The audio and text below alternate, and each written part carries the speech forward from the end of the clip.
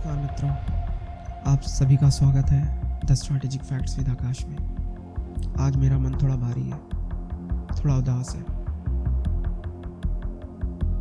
ये बात इम्पोर्टेंट नहीं लगती कि धमाका कहाँ हुआ, ये बात इम्पोर्टेंट सी लगती है कि बेगुनाह मरे।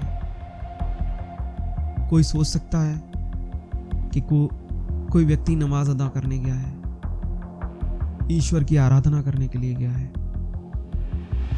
और पीछे से एक धमाका होता है, बेगुनाह लोग मारे जाते हैं। कि एक ऐसी घटना है जो दिल को झंझोर के रख देती है। इस्लामाबाद का धमाका, बेगुनाहों की मौत, एक बहुत ही दर्दनाक स्थिति है। इसे शब्दों में बयां करना मुश्किल है, लेकिन आप सोचिए उन परिवारों का क्या बीता होगा जिनका कोई दोष ही नहीं है। किसी का बेटा, किसी का भाई, किसी का पिता, कल तक तो था, आज नहीं है। ये सब हुआ कहाँ है? पाकिस्तान की राजधानी इस्लामाबाद में, वो जगह जो सबसे सुरक्षित मानी जाती है, आज सवालों के घेरे में है। कहने को तो मैं भारत में रहता हूँ, पर जब कहीं भी बेगुनाह इंसान मारा जाता है तो दिल को तकलीफ होती है। क्या हुआ इस्लामाबाद में? इस्लामाबाद के तारलाई इलाके में स्थित इमाम बाड़ा खदीजातुल कुबरा में एक सुसाइड बम ब्लास्ट हुआ।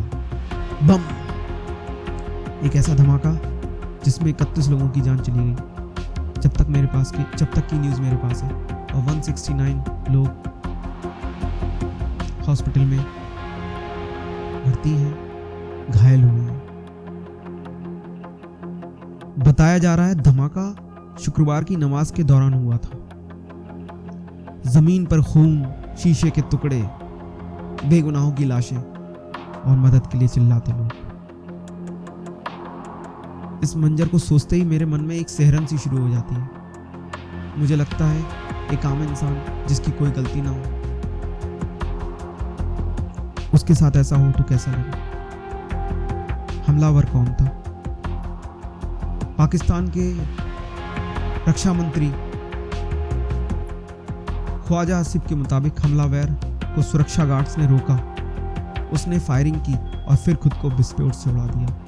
ध्यान देने वाली बात यह है, हमलावर आखिरी कतार में खड़ा था, मतलब वो ज्यादा से ज्यादा लोगों को मारना चाहता था। ये स्थिति ऐसी है जो दिल को झंझोड़ दे। लेकिन अब एक नया बात भी सामने आ रही है। क्या आ रही है? पाकिस्तान के आंतरिक बवाल, आंतरिक परेशानियां। कैसी परेशानियां? देखिए, कभी पाकिस्तान आतंकवाद का जन्मदाता रहा। अमेरिका के कहने पे उसने आतंकवाद को पैदा किया, अफगानिस्तान में फैलाया। पाकिस्तान ने आतंकवाद को एक हथियार के तौर पर इस्तेमाल किया भारत के कश्मीर में। आज वही आतंकवाद पाकिस्तान के लिए परेशानी का सबब बन रहा है। जब हम नासूर बनाएंगे तो वो फैलता ही जाएगा। ये नासूर ही है जो पाकिस्तान की रग में घुसा हुआ है और पाकिस्तान को अब खाएगा, और हल्के हल्के पाकिस्तान खत्म हो जाएगा, ऐसा मुझे लगता है, अगर यही स्थिति रही। लोगों का पाकिस्तान की सरकार से विश्वास हट रहा है। जानते हैं क्यों? क्योंकि सरकार तो है ही नहीं, वहाँ पे तो सैनिक शासन है। सब कुछ सेना के हाथ में, दिखावा है और कुछ नहीं। सत्ता की चाबी सेना के पास में है। यही सेना के हाथ में होने की वजह से लोगों के अंदर दुख है, तड़प है, और वो अपनी चीज को दर्शाने के लिए, सत्ता को प्रेशर में लाने के लिए इस तरीके के कृत्य कर रहे हैं। खुद भी मर रहे हैं और बेगुनाहों को मार रहे हैं। यहाँ पे पाकिस्तान की सरकार का दावा है हमलावर अफगानिस्तान कई बार गया था। हालांकि वो पाकिस्तान का ही नागरिक है। इस बात के पाकिस्तानी लोगों को सबूत मिले हैं कि जिसने हमला किया था वो पाकिस्तान का नागरिक है, लेकिन बहुत बार वो अफगानिस्तान गया था।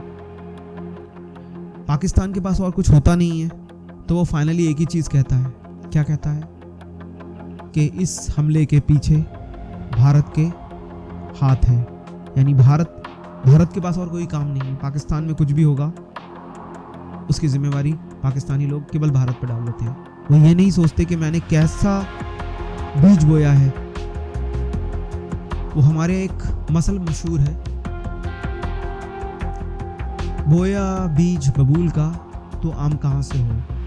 तो ये वो ही बीज है जो पाकिस्तान ने खुद से बोया है। अब वो जो बबूल है तो वो चुभेगा तो है ही। यही पाकिस्तान के साथ हो रहा है। लेकिन उनके पास कोई तरीका नहीं है अपनी बात को संभालने का, तो वो सीधा आरोप किस पे लगाते हैं? भारत पे लगाते हैं। जहां तक मेरा मानना है, जहां तक मेरी समझ कहती है, पाकिस्तान को इंटरनली कुछ एक्शन लेने चाहिए, वरना नाखुश लोग जो सत्ता से खुश नहीं हैं, इस सैनिक शासन से खुश नहीं है, वो इस तरीके की हरकतें करते रहेंगे। पाकिस्तान में ये पैटर्न पहले भी बहुत बार देखा जा चुका है। कभी मस्जिदें, कभी इमामबाड़े, स्कूल, बाजार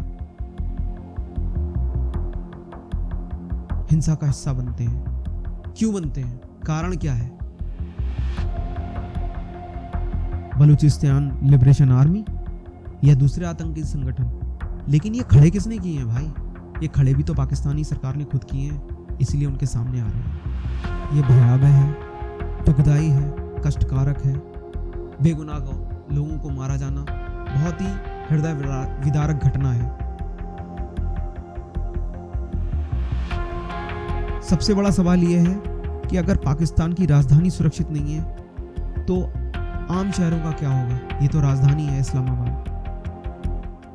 पाकिस्तानी सरकार कहती है ये हमारी नाकामी नहीं, हम फ्रंट लाइन स्टेट है, लेकिन सच्चाई है हर धमाके के बाद यही बात दोहराई जाती है। किसके द्वारा? पाकिस्तानी सरकार के द्वारा।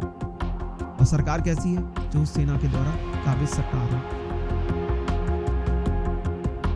ध्यान दीजिए इस धमाके की टाइमिंग। उज्बेकिस्तान के राष्ट्रपति पाकिस्तान दौरे पर हैं। ऐसे वक्त पर हमला हुआ है।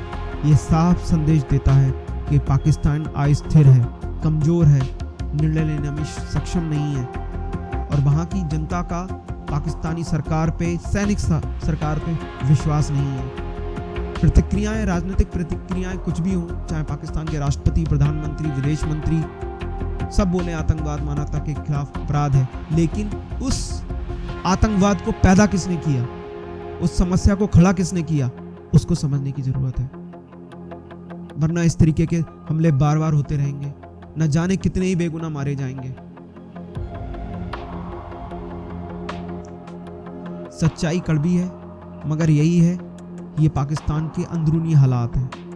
अब सिर्फ आतंकवाद नहीं, राजनीतिक अस्थिरता, आर्थिक संगठन, प्रॉक्सी वार का नतीजा है। जब तक आतंकवाद को बाहरी साजिश बताकर अंदर की आग को नजरअंदाज करेगा पाकिस्तान, तब तक धमाके रुकेंगे नहीं। इस तरीके के धमाके बार बार होते रहेंगे। मुझे दुख है कि ऐसे लोगों के साथ हुआ, बेगुनाह लोग मारे गए, लेकिन ये गुब्बार है जो पाकिस्तान के अंदर निकल रहा है पाकिस्तानी सरकार के खिलाफ। ये सिर्फ पाकिस्तान की कहानी नहीं है, ये पूरे दक्षिण एशिया की सुरक्षा से जुड़ा सवाल है। आपका क्या मानना है? क्या ये वाकई बाहरी साजिश है या पाकिस्तान की अंदरूनी विफलता है? अंत में आप लोगों से मैं यही कहना चाहूँगा, अगर आपको वीडियो पसंद आए तो प्लीज़ इसे लाइक कीजिए, सब्सक्राइब कीजिए। जय हिंद, जय भारत, वंदे मातरम मित्रों।